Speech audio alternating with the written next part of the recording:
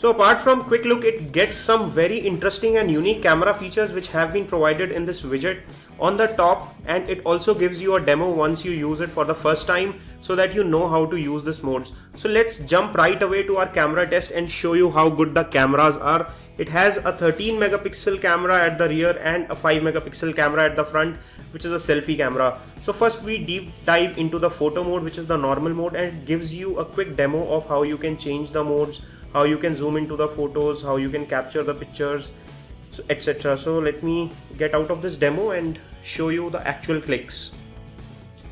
The rear camera is a 13 megapixel autofocus touch to focus camera, so I can touch on the object where I want to focus and then shoot. It is very interesting and works really well. So if I'm focusing on a near object, the rear objects tend to get bit blur, whereas when I click on the rear objects, the rear object is in focus. So the touch to focus thing works excellently, and you can see that the clarity of picture is very good.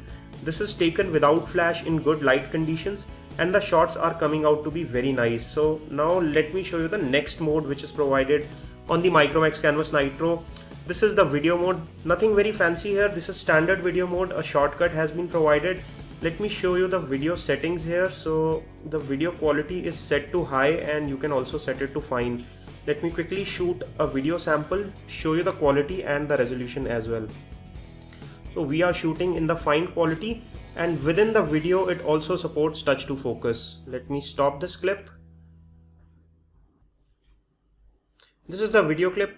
I'm going to long press it, go to the option and check details, and it is showing me that it's a full high definition video which we have recorded with the rear camera. It's 1920 by 1088. Let me show you the playback quality as well for this clip.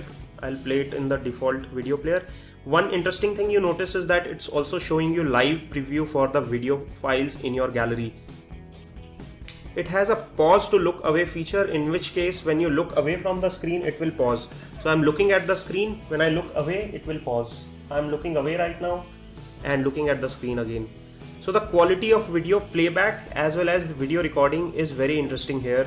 It's sharp, crisp and looks very good. Next mode is the selfie mode, which is very interesting. The software optimization here is also very interesting. It has a fixed focus 5 megapixel front facing camera here.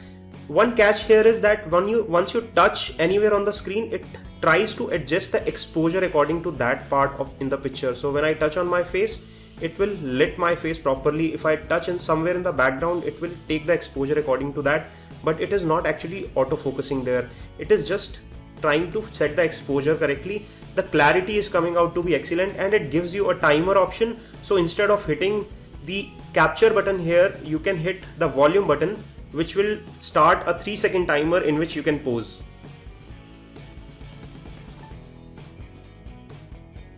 And after 3 seconds it takes your selfie, and the selfie comes out to be good quality. It is very high in resolution, and you can also select certain modes which are provided to take this selfie. Also you can directly take a selfie by clicking the shutter button here, in which case it will not set the timer for 3 seconds, will take a direct selfie in that very moment. So that is the selfie mode. There is a front back mode, which is another very interesting mode. Say you are on a beach and you have a beautiful view in front of you. You can't capture both of you together, but with this camera you can take the picture of the beach with the first half of the screen. So top half will show the beach, and in the bottom half you can pose and click yourself. It will create a front and back half selfie. This is called front and back mode, in which it creates a picture like this, in which it will show you what you are looking at and what the front facing camera is looking at in the same shot, which is very interesting. This is something very innovative. It's not like the dual shot that we see on the high-end phones, which takes the simultaneous shot of front and back camera, but you can decide what comes in the front camera and what's in the back camera. Another very interesting mode is the stable mode, which I really like. It happens a lot that when we take pictures, our hands move and the picture goes blur. So the accelerometer within this phone and the gyroscopic sensors are measuring the movement and shakiness of your hand. And this red line that you see here, the more you shake, the more it vibrates. It's like a measurement of how shaky your hand is.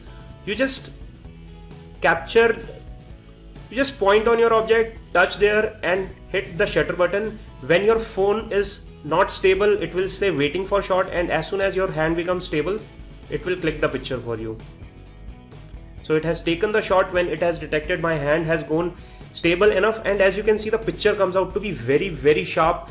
This is because it has a smart capability implemented in the software where it will stabilize the moment by waiting for it and then take a shot when your hand is totally stable. So talking of the camera interface, it is totally amazing and it's a delightful experience to use this camera with the kind of options which are provided on top of the normal camera UI. You also have a lot of modes here. You have scene modes, you have the face beauty mode, you have the panorama, internal 360 multi-angle shot. You can set the settings over here. The camera interface is somewhat familiar to what we have seen on other phones by Micromax. The video recording also supports electronic image stabilization on the Micromax Canvas Nitro, which means that it will stabilize your videos by using software algorithms if your hands are shaky while you are recording a video on the Micromax Canvas Nitro. And it supports up to full high definition video recording from the rear camera.